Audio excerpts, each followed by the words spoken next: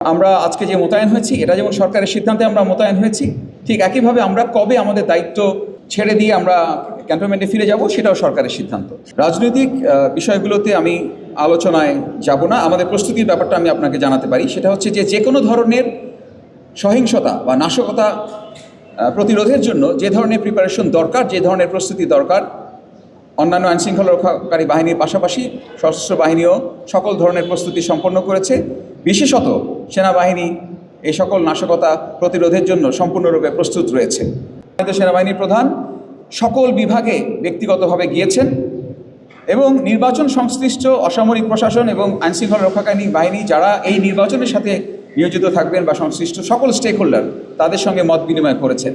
এবং আমি প্রথমেই বলেছি দুটো উদ্দেশ্য নিয়ে উনি গিয়েছিলেন। একটা হচ্ছে তাদেরকে আস্থা দেয়া যে তাদের যে কোনো সহায়তা প্রদানের জন্য সেনাবাহিনী প্রস্তুত আছে, এবং দ্বিতীয়টি হচ্ছে জনগণকে আস্থা দেয়া এবং ওই বার্তাটা সুস্পষ্টভাবে দেয়া যে সকল বাহিনী, সরকার, নির্বাচন কমিশন, অসামরিক প্রশাসন, আইনশৃঙ্খলা রক্ষাকারী বাহিনী, সশস্ত্র বাহিনী সকলে সমন্বিতভাবে একটি সুন্দর নির্বাচন উপহার দেওয়ার জন্য প্রস্তুত।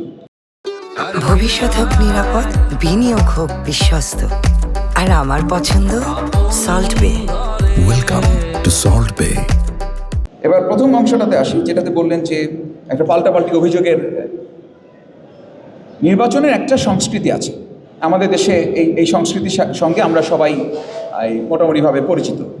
সো এই পাল্টাপাল্টি অভিযোগের এই সংস্কৃতিটা চলমান, এটা চলছে যতক্ষণ পর্যন্ত সাধারণ মানুষের জানমালের ক্ষয়ক্ষতি এবং না হচ্ছে ততক্ষণ পর্যন্ত আমরা এ বিষয়ে আমাদের ইনভলভমেন্টের আমরা করছি না।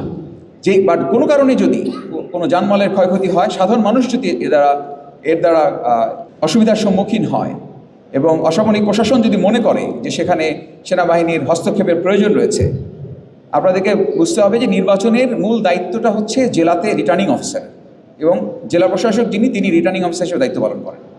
আইনশৃঙ্খলা রক্ষার মূল কাজটা হচ্ছে এসপি, পুলিশ এটা করে। এই অসামরিক প্রশাসন এবং এই আইনশৃঙ্খলা রক্ষাকারী বাহিনী তাদের যে কোনো প্রয়োজনে যে কোনো ধরনের সহায়তা প্রদানের জন্য আমরা মাঠে মোতায়েন রয়েছি। সো চাইবা মাত্র যে কোনো সহায়তা প্রদান করিতে বাধ্য থাকিব।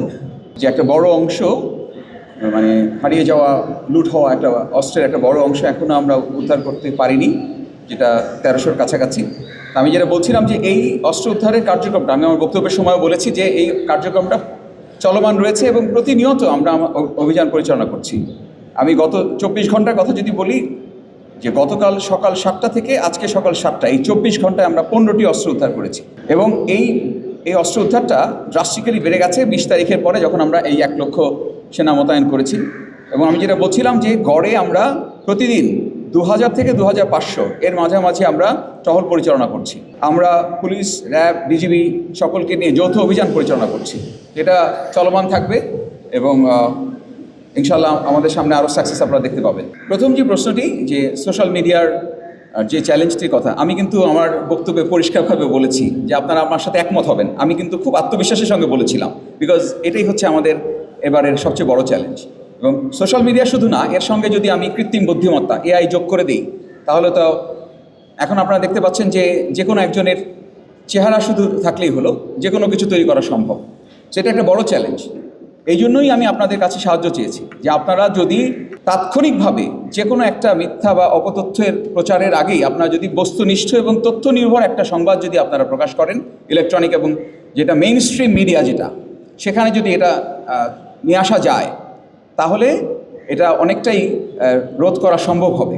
এর পাশাপাশি আমরা যেটা চেষ্টা করছি যে জেলা এবং উপজেলা পর্যায়ে যে সমন্বয় সেল তৈরি করা হয়েছে, সম্মানিত সেনাবাহিনীর প্রধান এটা বারবার করে এটা ব্যক্ত করেছেন যে এই সমস্ত সেল থেকে, যেখানে সকল কেন্দ্রের এবং সকল জায়গার ইনফরমেশনগুলো এক জায়গায় থাকবে, সকল তথ্য ভান্ডার যেটা থাকবে, সেখান থেকে যদি নিয়মিতভাবে একটা প্রেস ব্রিফিং করা যায় আপনাদেরকে, সো যেই তথ্যটা সঠিকভাবে আপনারা যদি প্রচার করেন, তাহলে হয়তো এই অপতথ্যের যে প্রচারটা সেটা রোধ করা সম্ভব হবে। দ্বিতীয় যেটা বললেন যে আমরা কতদিন থাকবো নির্বাচনের পরে, এটা একদমই হচ্ছে সরকারের সিদ্ধান্ত। আমরা আজকে যে মোতায়েন হয়েছি এটা যেমন সরকারের সিদ্ধান্তে আমরা মোতায়েন হয়েছি, ঠিক একইভাবে আমরা কবে আমাদের দায়িত্ব ছেড়ে দিয়ে আমরা ক্যান্টনমেন্টে ফিরে যাব সেটাও সরকারের সিদ্ধান্ত। তো সময় বলে দিবে, সরকার যখন বলবে আমরা ততদিন পর্যন্ত আমাদের দায়িত্ব পালনের জন্য প্রস্তুত রয়েছি।